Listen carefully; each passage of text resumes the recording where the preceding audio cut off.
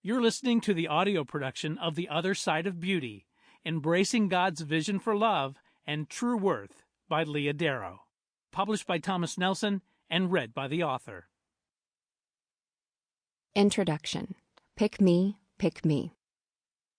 Remember that feeling you got in grade school whenever you were waiting for two captains to pick their team for a game of kickball or some other team sport?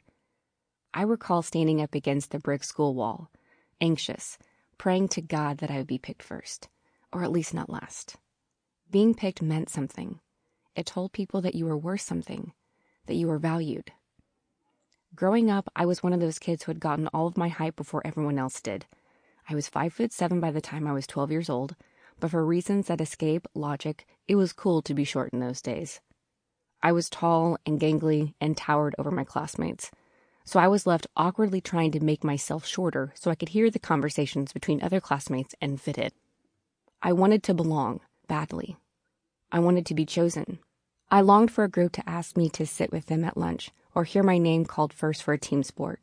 Something, anything that would make me feel valued. I craved those moments of validation, and that grade school craving never left. Years later, though I was far past grade school, that same anxious feeling returned as I found myself standing in front of Tyra Banks, praying that she would pick me for the reality show America's Next Top Model. Pick me, pick me, pick me, was the circular plea going on inside my head, and I'm pretty sure the girls on either side of me were thinking the same. My decision to audition for America's Next Top Model wasn't exactly well thought out. In fact, I had only watched a few minutes of the previous cycle before I decided to audition in St. Louis. And to be honest, my dream in life wasn't necessarily to become a fashion model. It was simply to be valued as a person. I think we're all born with that desire. We all want to be liked and wanted. But instead of looking to faith to help guide me and seeking acceptance and truth from the one who created me, I looked to the world for meaning. And I thought I had found it in Tyra and the show. Standing in that room, waiting for Tyra's selection, and believing I was so close to this very public form of validation was terrifying. What if I ended up getting this close and they didn't pick me? What if, as I stood there hoping, she deemed me unworthy and passed me over?